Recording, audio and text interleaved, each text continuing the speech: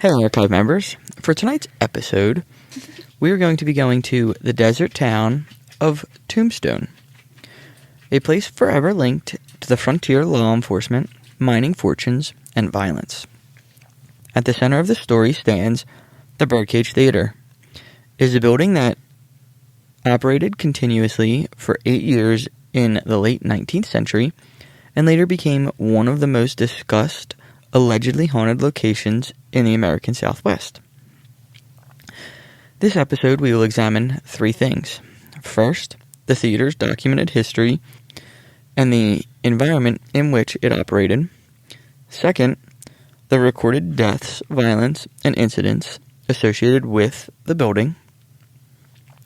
And finally, the ghost lore and modern paranormal experiences reported by visitors and investigators. Everything discussed tonight is drawn from historical accounts, local records, and documented visitor reports. So welcome in to the ominous archives.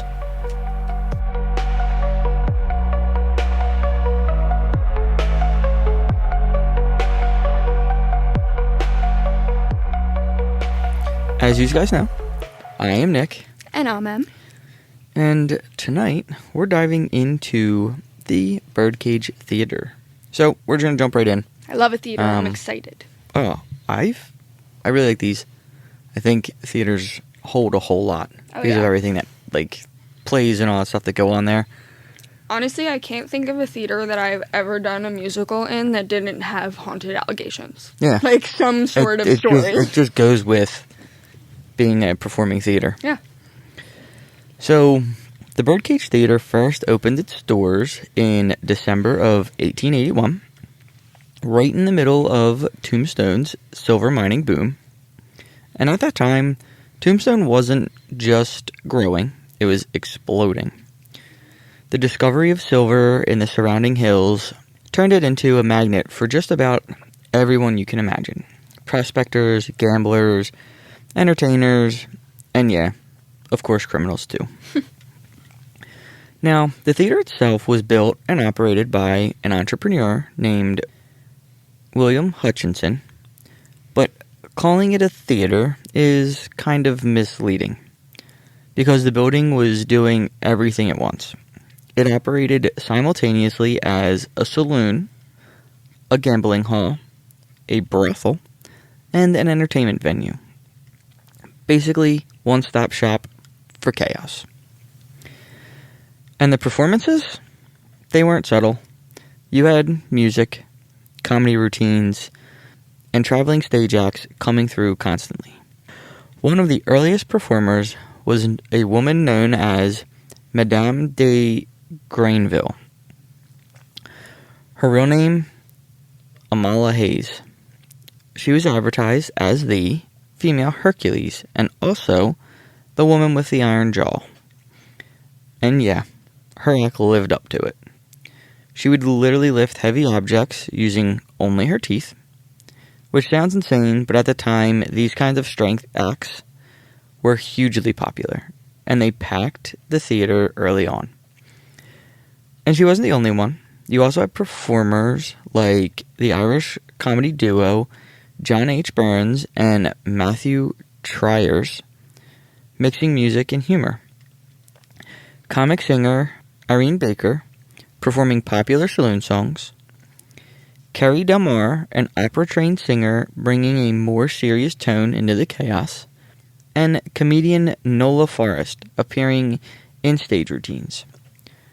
So you've got this mix of refined performance and absolute rowdy energy happening all at once. Now here's where things are going to get even more interesting. Above the main floor were 14 small balcony compartments, and these were known as the bird cages. They weren't just for viewing, they were curtained rooms used by sex workers. And from there, they could look down over the crowd and watch performances and negotiate with customers all at the same time. It's honestly one of the most unique and unsettling designs you'll ever hear about. And the place just didn't open at night. It ran 24 hours a day. No breaks, no closing time. You could walk in at literally any hour and find something happening. Drinking, dancing, gambling, performances, all of it. They even held masquerade balls. People in costume, performers dressed up, and sometimes even cross-dressing acts, which back then were treated as comedic entertainment.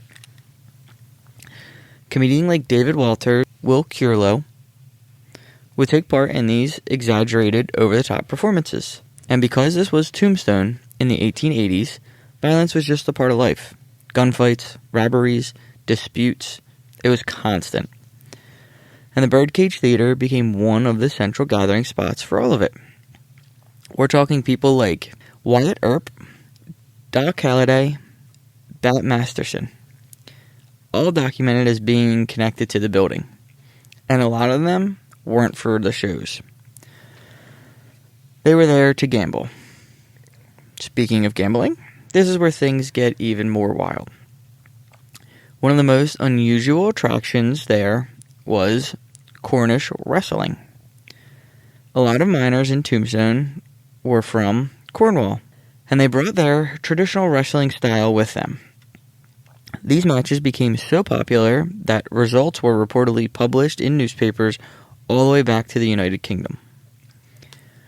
They also had magic shows, and one performer claimed that he could catch bullets with his teeth. Now, during one of those performances, someone in the audience decided to try that stunt themselves outside the show, which predictably ended in a serious injury. So yeah, things could get very unpredictable there very fast.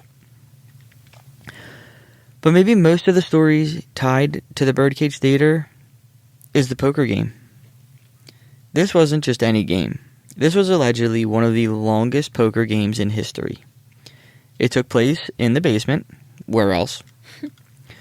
The buy-in was $1,000, which at that time was a massive amount of money. And the game didn't just run for a night or a week. It ran continuously for years, day and night. Some of the names said to be involved: Wyatt Earp, Holliday, Bat Masterson, George Hurst, Adolphus Bush, Diamond Jim Brady.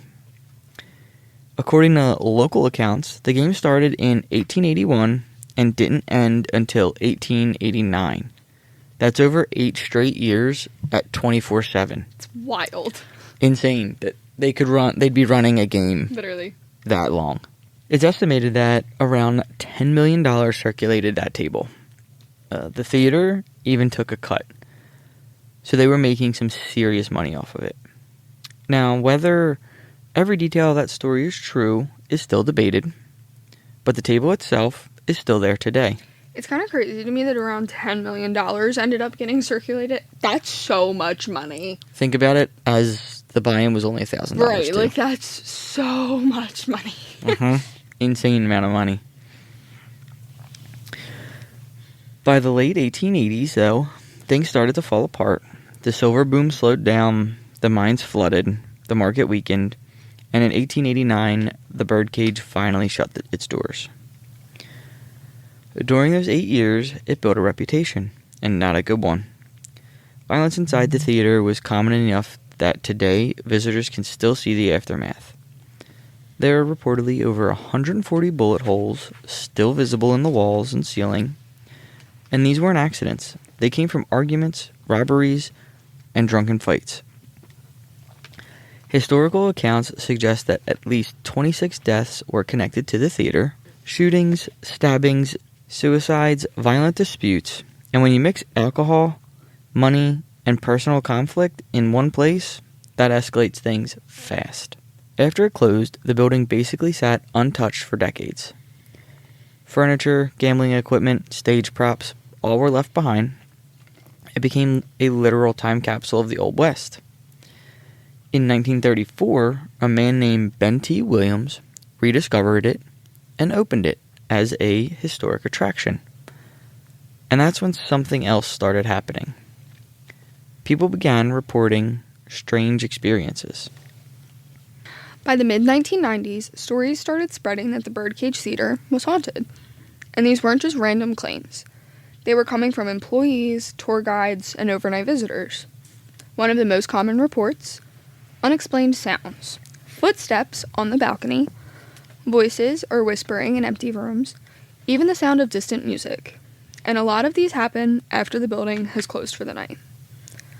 Then there are the apparitions.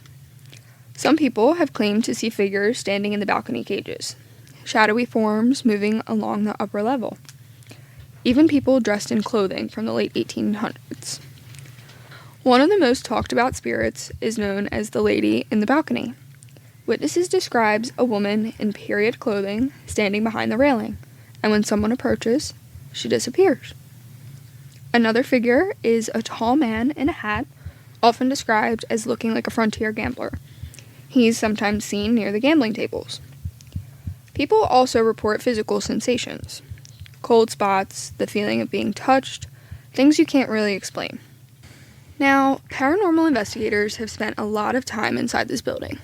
They've reported unexplained audio recordings, electromagnetic fluctuations, motion detections in empty rooms. But skeptics will tell you there are other explanations.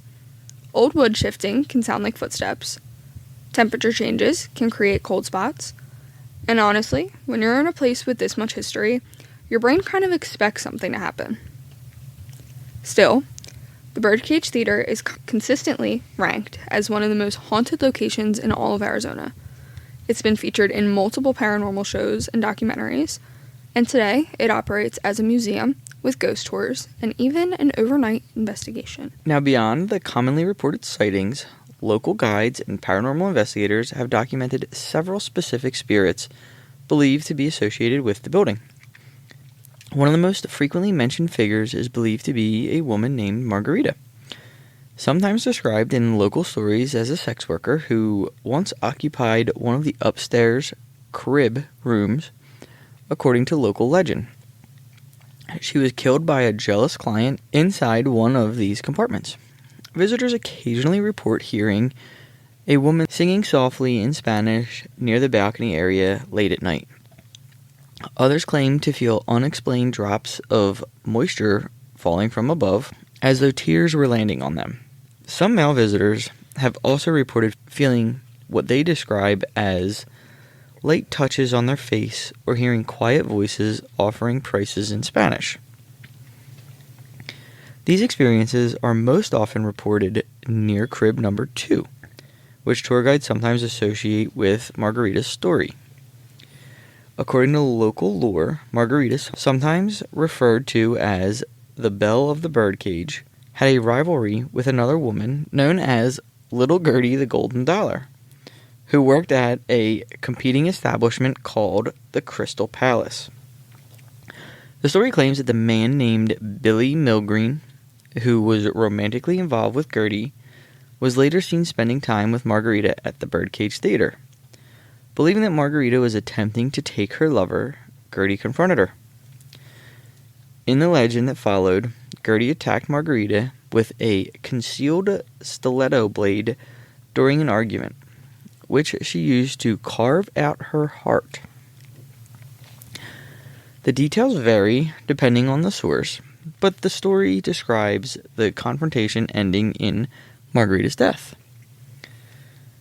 According to the paranormal stories surrounding the building, Margarita's spirit is occasionally seen near the stage or behind the curtains. In one reported account, a visitor claimed to see a woman standing naked behind the curtain while the theater was otherwise empty. Some local stories also claim that the knife used to attack her was later discovered somewhere inside the theater, leading to speculation that the object itself may still be connected to the haunting. Another figure that staff occasionally reference is the former stage worker known in local accounts as Harry, who reportedly died in an accident during a performance in the early 1880s. When a sandbag fell from above the stage, some employees claim that the theater equipment occasionally behaves strangely. Lights turn on without being switched, curtains shift slightly, and props sometimes appear to move from where they were originally placed. A few visitors have reported seeing a man in work clothing near the stage area who disappears moments later. The theater's long-running poker legend has also produced its own ghost stories. According to some visitors, the basement poker table sometimes produces unexplained sounds late at night. Reports include the clank of poker chips, the shuffle of cards, or the sound of men arguing over a hand. Some visitors describe sudden cold spots around the table or an odd feeling of being drawn toward the empty chairs surrounding it. Another darker story sometimes told during ghost tours involves something referred to as the Black Maria. In the late 19th century, this term was commonly used to describe the dark wagon that transported prisoners, or in some cases, bodies, through town. Because violence was frequent in Tombstone during this mining boom, the wagon was reportedly called to the Birdcage Theater more than once. Over time, some ghost stories transformed the name into a mysterious figure. According to folklore, she became a sex worker rumored to have practiced forms of folk magic. Stories claim she was eventually killed by a frightened client who believed she had cursed him. In modern reports, some visitors claim to have seen a shadowy figure move through the theater, occasionally accompanied by feelings of being pushed or scratched. These reports are controversial and remain unverified, but they continue to circulate among tour guides and paranormal investigators. The 14 balcony compartments are often considered the most active areas of the building. Visitors sometimes report hearing conversations, arguments, or other sounds that seem to come from behind the curtains, even when no one is present. Some have claimed to detect faint scents of perfume or cigar smoke despite the building being closed for many hours. Other reports that the curtains covering the compartments sometimes move slightly, even without noticeable air movement. In some cases, reflections appearing in the old mirrors inside the rooms have been described as resembling faces or figures standing behind the viewer. The theater's basement is another area frequently mentioned in paranormal reports. Historically, the basement was used for storage and is also believed to have been connected to the gambling activities that took place beneath the main floor. Some visitors report an unusually heavy atmosphere in this space. Paranormal investigators working in the basement have claimed to capture unexplained sounds during recordings, including what they interpret as voices, cries, or chains moving. A small number of visitors have also reported sudden feelings of nausea or anxiety while spending time in the area. Skeptics often attribute these sensations to the confined environment and the psychological impact of visiting a location that's already known for its ghost stories. Another category of reports involves what some visitors describe as phantom performances. These experiences include hearing music coming from the stage or orchestra area when the theater is empty. In rare reports, visitors claim to have seen figures dancing or moving across the stage before suddenly disappearing. Some witnesses say these scenes resemble full performances from the late 19th century, complete with music and stage lighting.